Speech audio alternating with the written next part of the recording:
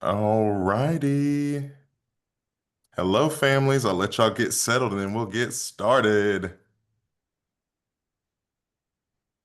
Okay. Hello. Good evening, families. It is such a pleasure to be with you all today. I know y'all might be getting sick of me, but I am back again. For y'all who have not met me, I am Justin Barker, one of our associate directors in our Office of New Student and Family Programs. It is such a pleasure to be here with you all this evening. Y'all, tonight's webinar is our Trinity family meeting. Okay. So if you are on the call and you are Pratt, I love you to death, but you're in the wrong webinar. We got a beautiful recording on the website. I'll be happy to share it with you. But tonight we're going to be talking all things Trinity this evening. As always, if you have any questions, we will have time at the end of our presentation for you to ask questions. The chat feature is disabled, so you will be able to ask your questions in the Q&A feature at the bottom of your screen. Just click the question, and we will be happy to answer it. So that's the rules of the road. And without further ado, I'm going to introduce our lead for the evening. So Deb Reisinger is a professor of the Practice in Romance Studies, a department that teaches multiple languages, French, Spanish, Italian, Portuguese, but where professors also instill in our students a deep understanding of the culture, thoughts, and practices of the places where those languages either are or were spoken. As a teacher, Deb engages her students in service learning, explorations of global displacement, including migration related to climate change, and French for specific purposes like global health, public policy, and advertising. She just this week returned from an overseas one of our Duke for overseeing one of our Duke Study Away programs, Duke in Provence. But Deb is also Trinity's College Dean of Undergraduate Education. She oversees the undergraduate academic experience and leads numerous curricular, instructional, and student support programs, including the Academic Deans, Quad Advising, Service Learning, and the Office of Undergraduate Research Support. And fun fact, Deb was recently knighted by the French government, which is so cool to say. So, my friends, without further ado, I want to turn it over to Deb. I feel like I'm on a game show. This is great. I know. I know. Get I'm someone so press the glad. I'll applause do it button. anytime. Press Anytime. the applause button. Welcome, everyone, and thank you so much for showing up tonight. We are really looking forward to seeing many of you in person in just a few weeks. There's just so much excitement to come and probably some nerves to navigate. But we are here tonight to make sure that you and your students know what to expect from Duke, and particularly from Trinity College of Arts and Sciences over the next 4 incredible years that your students will spend here. So, on that note, we're going to stay pretty high level today and not get into too many granular details. Trinity is a really complex place, and every student's experience will be slightly different. And that is a feature and not a bug. So, without further ado, I want to introduce you to two amazing faculty colleagues who can tell you more about the Trinity curriculum and how it will prepare your students not only for their first job or graduate school, but for a lifetime of opportunities. They'll also talk about ways that students will be engaging with one another, with us, and with our faculty, both in the classroom and also beyond. And then finally, we'll talk about how important your relationship with your students will continue to be, even as those dynamics shift in the months and years to come.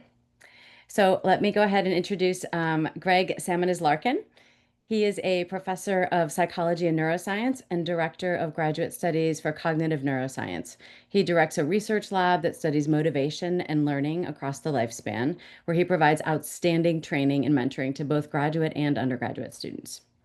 GR is a co-convener of a really exciting course called The Art and Science of What Works in Life. Like, I would love to take this. It's a wildly popular undergraduate course that draws on the arts and sciences to guide students in examining how to figure out what works in our personal, social, and professional lives. GR also chaired our first year experience committee this year, so he is really well poised to speak to what is just ahead for your students. Fun fact about GR, he is also a faculty in residence or a FIR in Trinity, which means that he and his wife and his kids live amongst our students full time. He skateboards, surfs, and has a daily yoga practice. We often see him zipping around campus on his skateboard, which is super cool. Mina Chetinkaya Rundle is professor of the practice and the director of undergraduate studies in the Department of Statistical Sciences. Her work focuses on innovation in statistics and data science pedagogy with an emphasis on computing, reproducible research, student-centered learning, and open source education. Mina is also the inaugural director of the first year experience in Trinity College and has been chairing our curriculum implementation committee for the past year. She is an absolutely incredible resource, and we're so lucky to have both of them here today. So in Mina's free time, though, I want to make sure and mention this. She dabbles in making art with code, which I really want to see sometime. Mina, you've got to show this to us. Enjoys Pilates and swimming and loves to travel. Fun fact, she's in France actually right now, joining us at midnight. So this is the kind of like faculty dedication that your students are going to be getting in Trinity. So welcome to both of them and welcome to all of you again. I'm going to start with a couple warm-up questions for Mina and GR. Both of you are really involved in student life. What is your favorite spot to meet with students on campus? Do you want to take that? Well, whoever. Mina, go ahead. What I call the perk, although it has many other names, is the coffee shop in the library, in the Perkins Library. Selfishly, because it's close to my office, but I also think it's really nice architecture. So that's why I like meeting with students there. I like Flunch. So if you haven't heard of it yet, there's a program called Flunch, which is so not really necessarily a specific location, but it's when students invite professors to lunch, and yeah, we just get to share a meal. And so yeah, wherever it is, that's always my favorite place to my favorite way to meet students on campus is to eat with them and talk more casually with more time. So encourage your students to invite a professor to lunch this year, or if you're a student listening, go use the lunch program. It's awesome. It's true. I think you can invite your faculty at least once in a semester, right? Oh yeah, you Mhm. have like a certain amount of money to use. You could I think do at least a couple per semester, Yeah, it's maybe really fun. multiple. Okay, so this one is more for the parents. Durham has an amazing food scene. What's your favorite place to eat in Durham? Pizza Torah for me, if I can stomach the wait, and if not, Mateo's, which is a tapas place I really like. I am obsessed with Oscar Diaz. So he started Little Bowl, which again, get a reservation before you come to town. I think it's the best restaurant here. It's like kind of new Latin. And then he has another place called Octoon with two A's. That's like my favorite off-campus hangout spot. So both of those, I love them.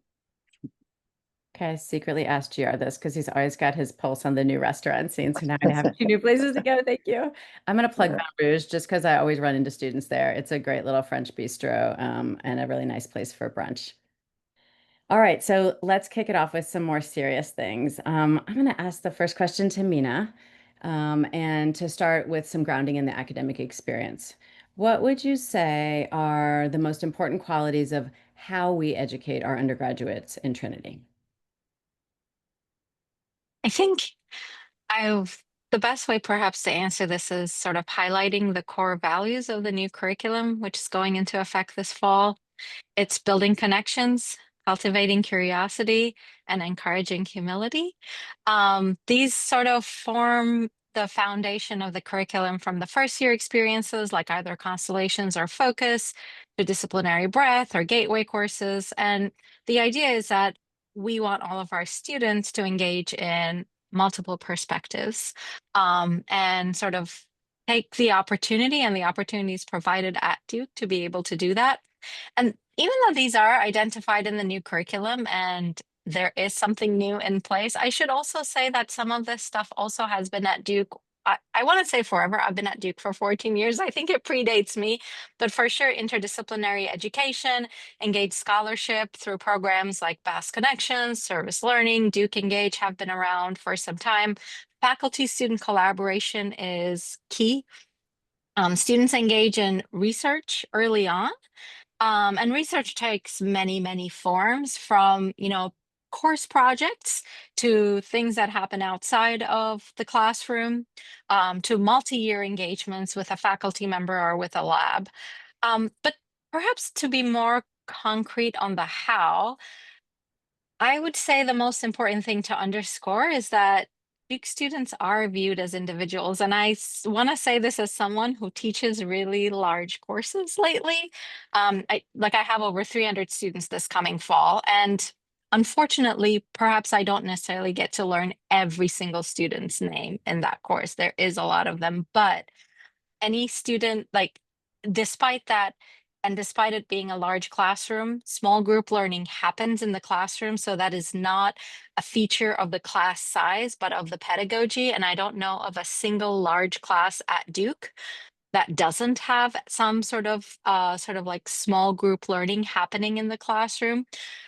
It's a given in our smaller courses, but it exists in our larger courses as well. And it creates an opportunity for students to make meaningful connections with each other and also with the faculty members as well. So I think those are sort of the key things to highlight, I feel like, in terms of how we educate our students. Well, that's great. Um, yeah, you both played such an important role in bringing the new curriculum to life. So this is a really fun question to ask both of you, because now the class of 2029 is going to be the first to experience it. What parts, I guess I'll start with like, what parts are you most excited about? And then secondary to that, what was it like to help build something this big from the ground up? And I get to ask this because I was working with them on this project, so it was big. It's really exciting. I'll jump in with. I think I probably have said this, or you two have probably heard me talk about this multiple times. But I think I mean, first of all, I think I wasn't part of the committee that put together the idea. I've been part of implementation, but I think it's a beautiful idea, and I think it makes a lot of sense, and I think it's the right time to do it. And so I think everyone's lucky to be participating in this, truly. And but the thing I think that I'm the most excited about, or that like gave me the most energy all year working on it, was everyone who was so invested. um, it was such a big ask of our community to have this really big change for first year students, and to create all of this. I mean, we spent a year doing it, but it felt really fast and like a lot.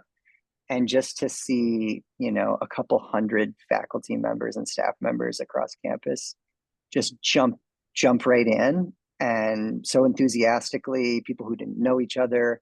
I think it's going to be amazing. Obviously, it's a new thing, and so it'll be what it is. But I think it'll be awesome. I mean, everything about it so far, even though it's been a tremendous amount of work, it's one of those projects where the work gives you energy, and so I hope that translates. I think it will. I mean, just from the way I've seen all of these faculty interact with each other, I think that it'll feed all around in these clusters. So I'm excited about the sort of enthusiasm of everyone involved. That's right. What about you, Mina?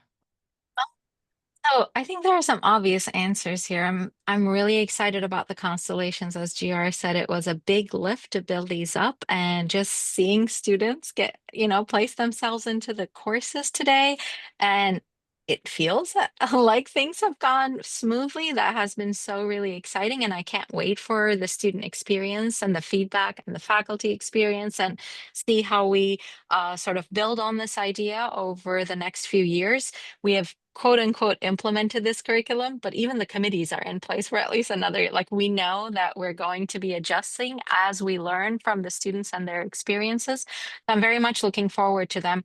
But there are also some sort of, it wasn't obvious to me from the get-go answers to this question, which is that it has given us an opportunity to look back at every single thing that has been written up as a guidance or rule or advice. And inevitably, we're combing through all of this information with the purpose of making sure the information about the new curriculum is in place. But the students coming in this year are like getting to see some really freshly edited documents in terms of like the blue book, you know, what sort of advice we give in terms of like when to take certain courses and whatnot. And so I think that's really good, because inevitably these things get cluttered over years as, we try to address all questions that get answered. And I feel like it'll be nice to sort of see streamlined documentation about how things work at Duke.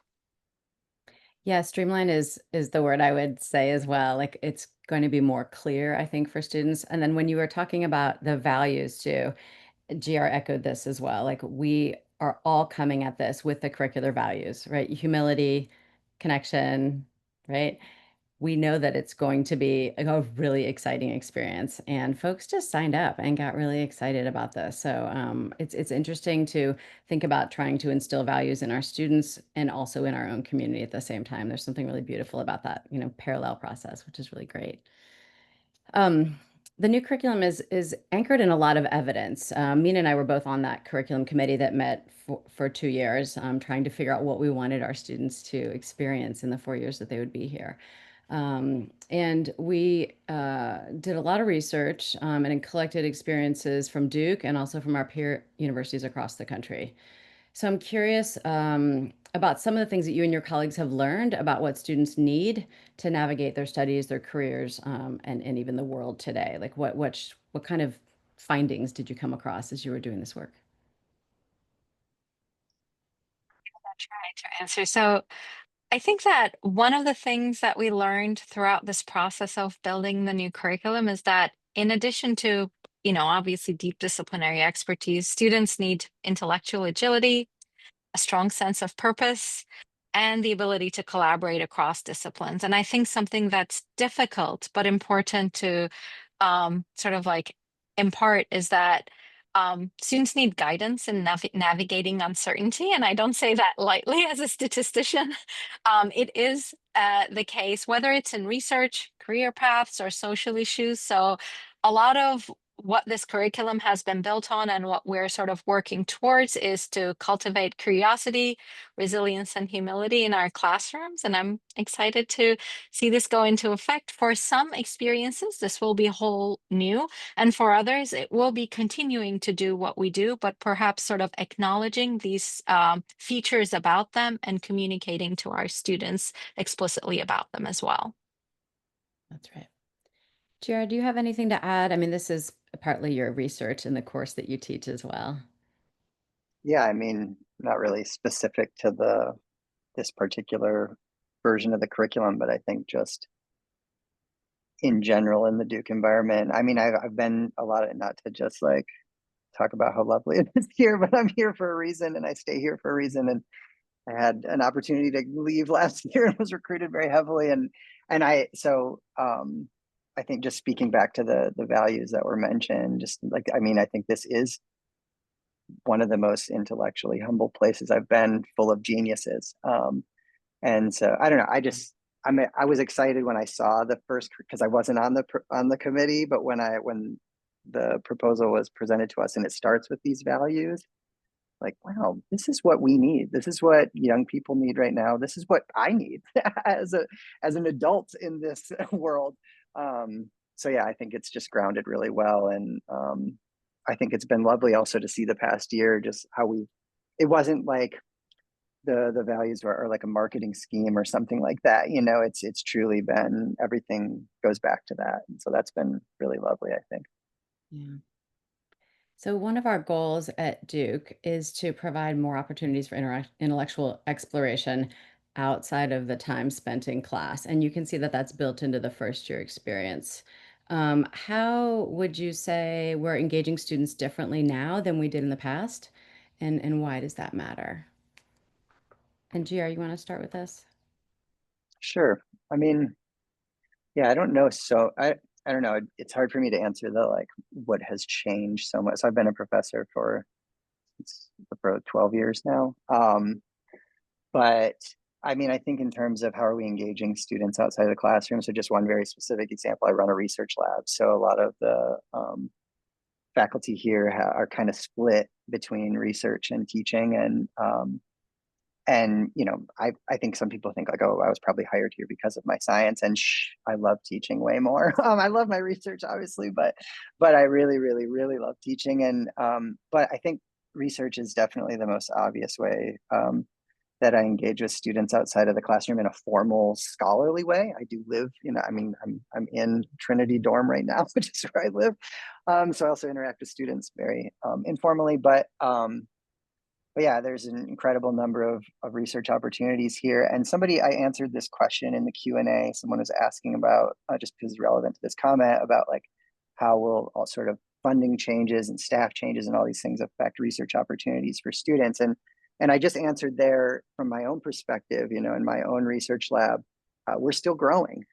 So even though some of our federal funding has gone away, I mean, I've lost 2 grants in the last couple of months, and but we're doing more and more projects. So we're building more connections with private partners, and actually maybe even doing more translational work than we were doing before, and maybe creating even more opportunities for students to connect with job opportunities and things like that than I was doing before with the more basic research. Anyway, I think there's still a lot of exciting stuff happening, and maybe even more exciting stuff than ever.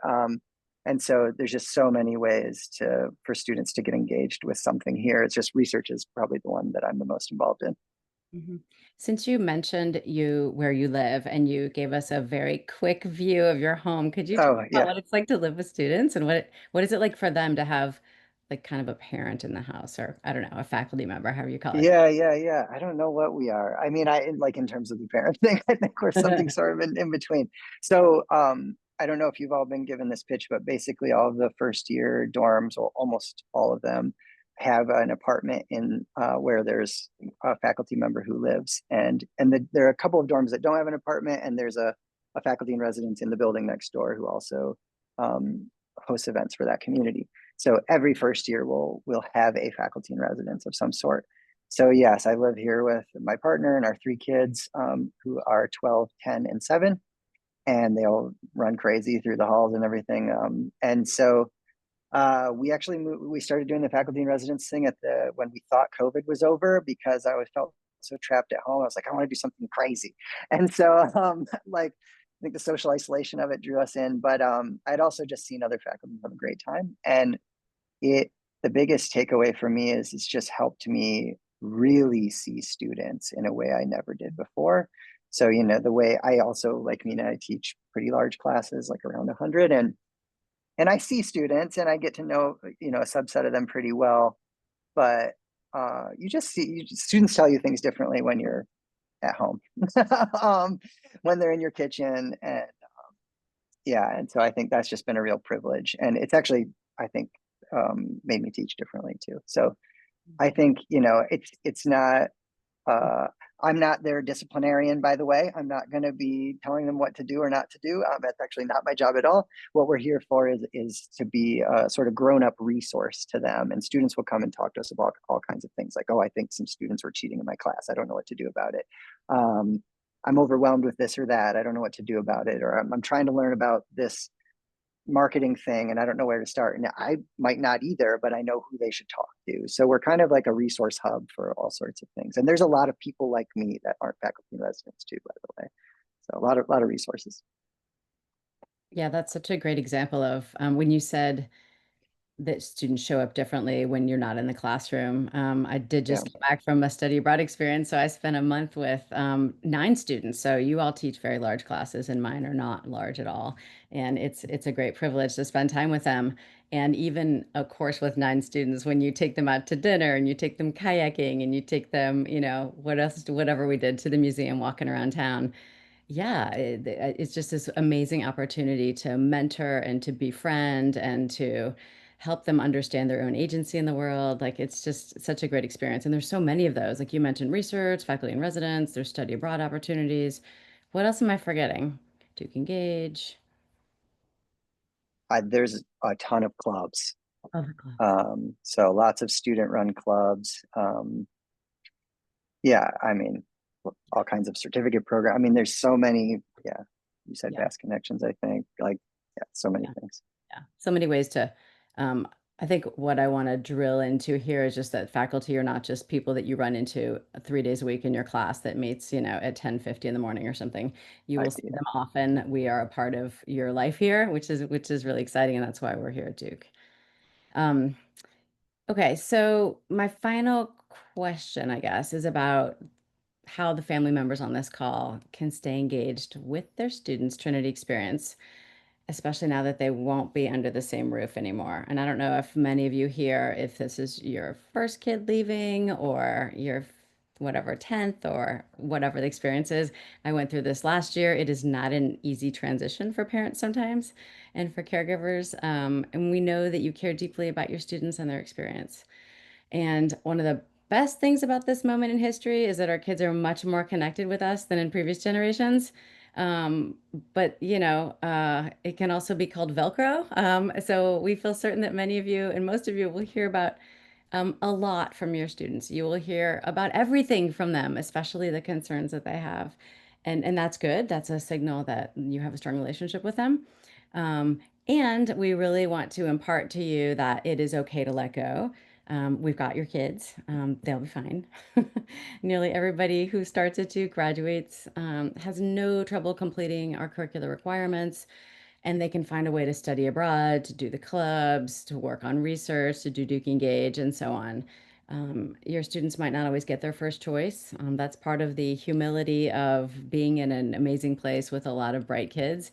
But that's okay, right? They might not get their first club, but everybody will find something that allows them to explore their interests. They will also have challenges, some students more than others, but we really want them to develop resilience in a place where they're supported by a truly vast array of caring and professional advisors, counselors, faculty, deans, peer mentors, and so on. In short, we have a whole team of people to help to hold your kids, right? Duke is built to care for our students in the ways that we educate, in the ways that we support and guide them into their futures.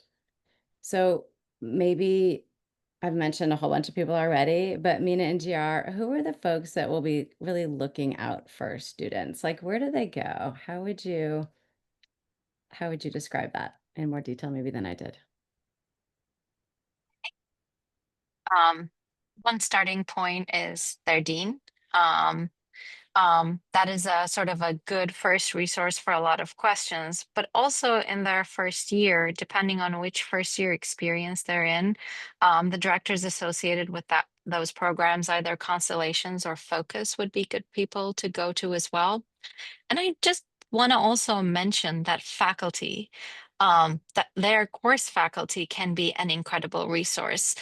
And it's possible that a student may not want to go with like super personal questions to a faculty member. That's totally understandable. But I do want to really underscore that while faculty office hours are a great place to ask about course content, that is not what they're limited to. And in fact, faculty are not just willing, but also eager to and curious to talk to students. I am saying this as a faculty member myself. I'm also saying this as a director of undergraduate studies in my department. I get lots of emails from faculty in my department that say, "Oh, I was chatting with this student and they asked about XYZ, and I'm not very familiar with that.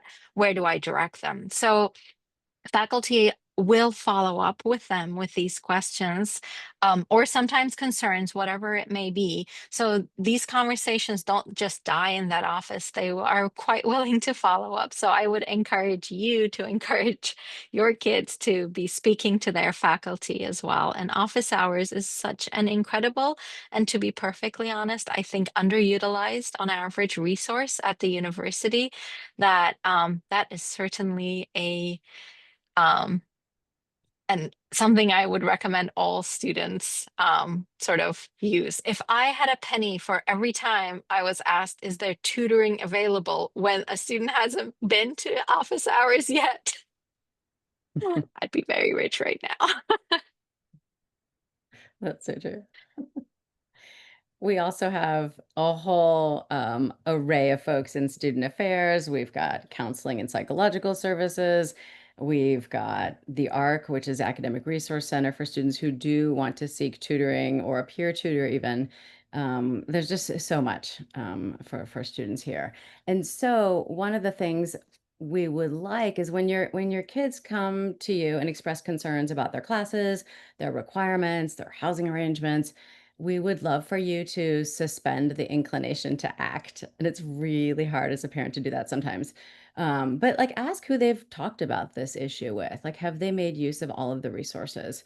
Have they advocated for their concern or perspective, to their faculty member, to their dean, to their advisor, right?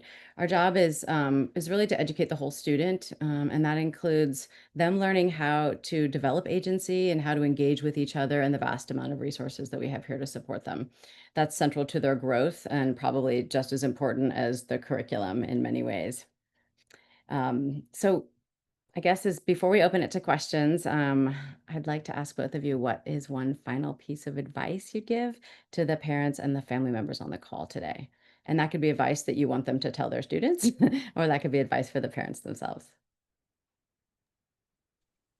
So I would say try to ask open-ended questions to your kids about like what ideas are exciting them, what challenges they're encountering, or how their interests are evolving. I think this evolving piece is really important throughout the years, and I see lots of students sort of feel concerned about evolving interests because it feels like they're changing their minds, and that may not be a good thing. I think that's a great thing. And at some point, they do need to pin down their interests, absolutely. And those time markers are there for a reason, and they're in those places for a reason. You declare your major in your sophomore spring for a reason, to give you the time to sort of explore everything you've come to Duke as you know you're interested in, and maybe everything you encounter once you're at Duke that may develop new interests.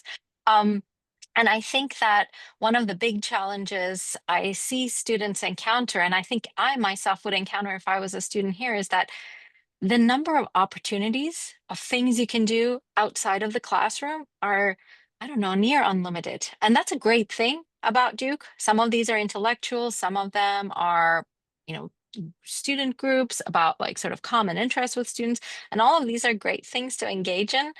But at some point, it's possible that these students could use a little bit of support in sort of narrowing their interest to a few things that they can go deep on, as opposed to sort of feeling like they are spread so thin that there is no time to stop and relax. I often ask my students, like, how much unstructured time do you have? Like, do you get to actually say, hey, let's get coffee to a friend because you happen to have like 20 minutes free, or are you running from one thing to another? So I think that those are important things to remind the students as well. As you all very well know, those opportunities are far fewer in between when you're done with college. It's such a great point. It is really hard for students to undo practices that they engaged in for the past 18 years, right? I mean, the reason your students got into Duke is probably because they did all the things, right? And we love that they're so well-rounded, and that's fantastic. And it's okay to do less, because less is more. You need that unstructured time. You know, you need the time in the shower to have the brilliant idea. You need to, just hang out and meet friends. That's such good advice, Mina. Yeah. What about you, GR? I agree with the overcommitment point, and Deb, to your point too, is I think that they got here for that behavior probably. And it's just it's a tough switch to flip. And so it is, like Mina was saying, it's a time of deeper engagement, and so you should just take that really seriously. And so, yeah, I mean, just as somebody who lives with a lot of students, I'm having weekly conversations about not getting too committed. So I think back to the points that were already raised, it's a time of exploration for sure. And I think some students misunderstand that as I should get involved and sign up for responsibilities for as many things as possible. And that's not the same thing. That's actually not a good idea. So I'll just go back to the clubs, for example. There's an enormous club fair that will happen within a few weeks of getting here, and there'll be 140 new opportunities for students to join, and lots of officer positions they can sign up for, and all these things. And I'm always complaining to get all those tables moved out of here because I think it's too much. But anyways, I think it's, if they want to sign up for a couple mailing lists or go to some meetings or do something that's low commitment, go ahead, learn about a lot of different things more passively, until you have the space. I think the job of the first year, which sounds really small, but the job is figure out how to do school here and make some friends. If you can do that in 2 semesters, you won first year at Duke. Those are the main priorities from my perspective. And so just from for all of the parents, caretakers on the call, I don't think it's anything that you don't already know as a parent or a caretaker or whatever your role is. I mean, I think it's, when students are having group project conflicts in my class, which happens constantly, I'm like, it's not my job to solve this problem. It's my job to help you solve this problem. And so I think that's our role That's your role. That's our role. We're going to do it together. We're all going to collaborate. And so our job is, how do we help these students, and for the students out there, know that that's what we're going to be doing for you. Help you solve your own problems, find your own way. But yeah, so I think I basically agree with everything you were both saying. I love what you just said also. It's great. I'm thinking of some kind of different advice that I can offer, because I think that was a perfect land. I guess one thing I'd say is I have noticed in the role that I'm in now that a lot of, because I work closely with academic deans and advisors, and we see so many students come in with a 4-year plan, and they have already picked every single class they want to take for the next 4 years. And it's so tragic to me as an educator, because it leaves no room for exploration. And we have designed a curriculum with a lot of space in it for students to be able to take really interesting courses. And we have designed a first year experience that will almost not force, but allow for much more creativity and flexibility and exploration. So you might take a focus cluster, right? And one of the courses that you want is full, and you will have to take the other one. And that is okay. And we really want to impart to students that if it's not your number one choice, your number two, it's at Duke. Like, it's amazing. Your number five is going to be great. So be open to that, and try not to use like all of your agency to just push back and try to break the rules and get what you want. Really try to embrace the values that we've built in, and it's really sewn into the curriculum, because it will surprise you. I mean, I can't tell you the number of students who started out in pre-med and ended up majoring in English and taking tons of poetry courses and still became a doctor, right? You can take a really interesting road, and still do what you think you want to do, right? It is not as prescripted as we sometimes imagine. Like, education has changed quite a bit. So if you can encourage your kids at all to do that, that would be great. Just to thank you on my behalf. Hey, Justin. Hey team, that was so great. Thank y'all so much. Family, if y'all want to use the Q&A feature, it is open. So y'all can start using that. I'm going to ask a question of the team, just in, thinking about, you know, a first year student, they've gotten comfortable. They're in the middle of that first semester. Can y'all share with the families just some resources that are available if the student is like struggling in their courses? Like, who can they reach out to within Trinity, or what does that look like for them? I'll take it, and please jump in. So their advisor is going to be a great first place. I guess I should say first year faculty member would be good, right? I'm struggling in the course. Go to the office hours, talk to them. We've all had students who are struggling. We are comfortable with that. We are expecting that. I hate sitting in my office hours like, where are my students? I actually force students to come to my office hours so they know where it is, and I'm hoping that they'll come back. So talk to your professor first if you're struggling. They will often refer you to resources themselves, right? Because we are the folks who know the most about what needs to be known. There is an advisor that your student will work with for the first 2 years, and you'll get to know them very well. So that person is a great resource. There is an academic resource center for if you are needing extra support academically. There is the SAGE program, there is peer tutoring, there are a number of other opportunities for students who want just a little extra practice time outside of the regular classroom hours. If they're struggling, not academically, but just like I'm feeling sad, I'm feeling stressed, I need to talk to somebody. You can talk to anybody, but there are actually trained people. So I would recommend going to CAPS. It's a great place. You can just walk right in.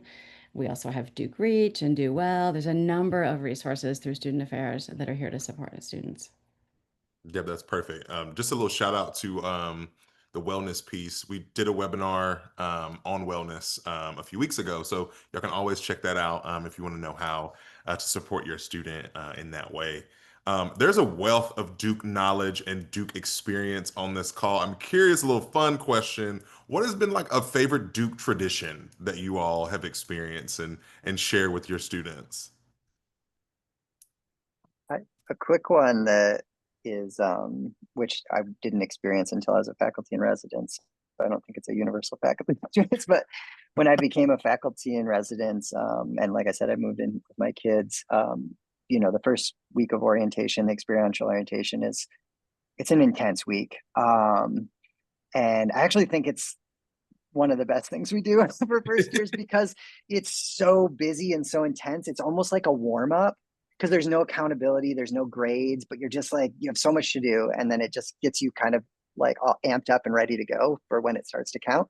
But at the end of that week, there's an enormous party on campus, and there's like confetti cannons and music and food trucks and bouncy houses and all these things, and like it's like a carnival. And my kids love it. Whenever anyone asks like, oh, what's it like living on campus, they're like, oh, there's always party. There's the one party at the beginning of the year, but for them it's like it's just sets the such the tone. Anyway, so that's something I look forward to every year. Also, move in is a really fun day too, It's honestly. so it's so fun.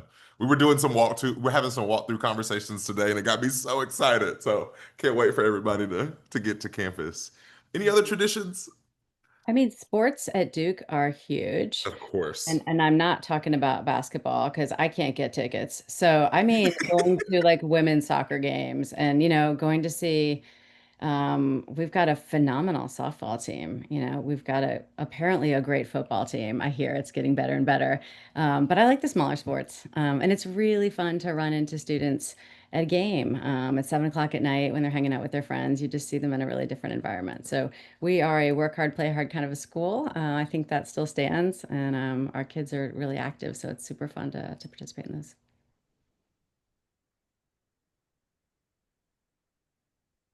Awesome. So sorry, I was responding to a parent. Good idea. Yes, families, I know y'all, there's a recording that is missing. That is my fault. That's the one from last week. Got a little busy, but it will be up tomorrow, end of day. I promise. I know you want that information. So that is my fault. Just Uh, ask about Life 360. I love this question. go Let's ahead. talk about it. Let's Yeah, talk talk about it. about it. Yeah. What do you think, Deb? I negotiated with my children to let that go. I was having trouble letting go when they were in high school. And we've got Apple phones. And so I can kind of like see them sometimes, and that felt better. But once they moved out, I had to let go. And so that's okay. It's hard, but no one was tracking me when I was a young adult. And I turned out all right. And I think most of us did. It is helpful. I understand from the parents' perspective, it's really nice to know where your students are because then you don't have to ask them. You can just see it and it's sort of calming. So I do understand that. But I'd say cut the cord. I have one. I have mixed feelings, honestly. I think like I don't know that I have mixed feelings. I think it totally depends on the student. So just yeah, I think it's talk to your students, or if you're a student, talk to your parents about what do you think's the best option. And but yeah, that might be right that maybe neither of you know that you're both ready to be done with that. um, but I do think, because I do see everyone who moves in here, I see students who I know are gonna have a hard time socially here, or I'm guessing that they might. And some students end up really isolated because they're just so dialed into schoolwork and aren't making lots of friends. And I think if you have a very introverted student in your life and you're really worried about them being super isolated, I don't know, I might do a little more monitoring, but maybe I'm too overprotective No, or the something. monitoring is You know interesting, what I but mean? Yeah, you're only going to see that they're in their room. I mean, usually Life 360 is like, where are they out in the world? I mean, I it's a know. small place. They're Yeah. going to be like in the dining room, in their room. Yeah, I think yeah, so I think it's like if you have if your person is going to make some friends and be out and about, let them do it. Let them go do that. But I think to me that's the exception, is like if you're really worried about isolation, which is a really really, it's something to work hard to avoid first year, and know that I'm in the building pushing against it. I'm trying to draw people out. And there's a bunch of us too. There's the RAs, RCs, there's all kinds of people around here that are support people that are going to try to get your students making friends and having fun. Absolutely.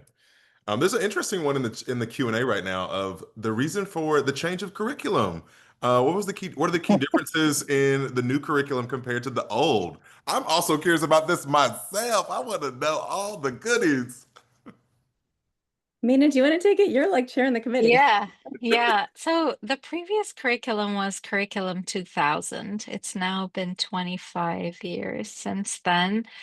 a lot of things have changed in the world. And so one of the reasons was to revisit. And, when this committee convened, I mean, okay, frankly, I don't think we were really going to come back with let's not change anything, but that was on the table. Like the conversations did not start with it is so broken, it must be fixed. It started with it's been such a long time, it's time to revisit, look around, gather data around what our peer institutions are doing, what is happening in the world, and like how does the curriculum reflect that or doesn't reflect that? And then think about does that mean some changes are needed? So it was a very, I would say, a thoughtful and long process. I can tell you how many hours of meetings it took. Like it was a long process. Um, the other thing is, now I forget the term again. There's a term in architecture where like you build roads and then like there's these like pathways, convenience paths that get built throughout them. And over time, a lot of these got built by students and by faculty. Some of them were reflective of like genuine student interests or faculty interests. And so maybe they just needed to be captured and encoded into the curriculum.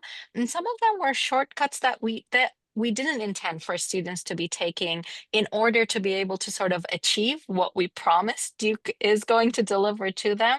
So there was a little bit of sort of cleanup and revisiting of these as well. Um, so these are going to be now sort of reflected in how the curricular codes work, what they're called, but also how they count towards requirements. So those were, I would say, in my opinion, the two big reasons why we decided we needed or could benefit from a new curriculum.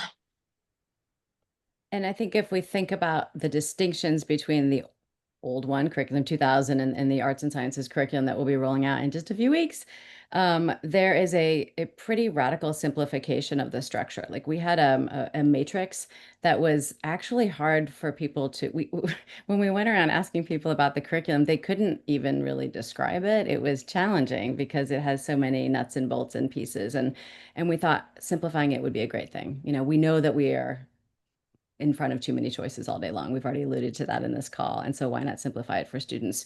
So they simply take, 2 courses in the natural sciences, 2 courses in the arts, 2 in the humanities, 2 and so on and so forth.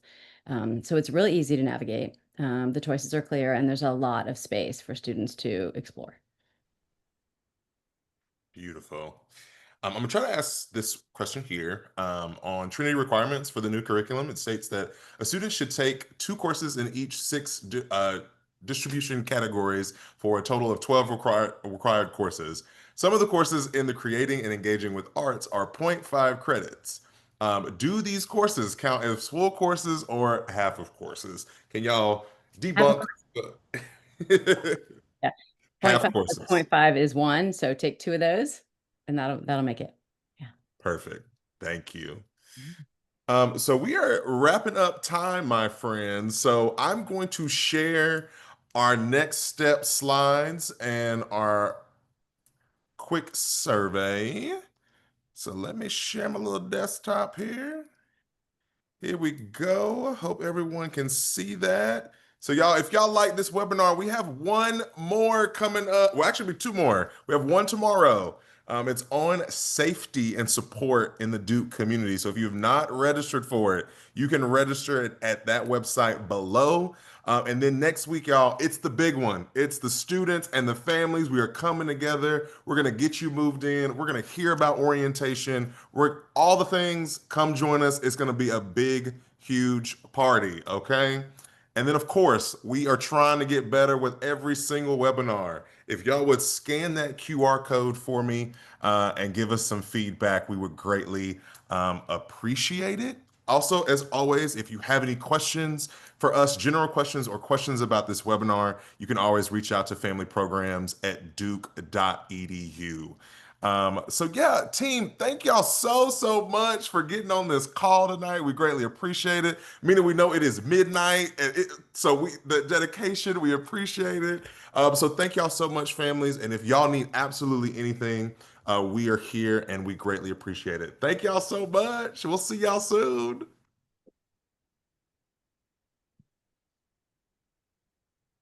And stop recording.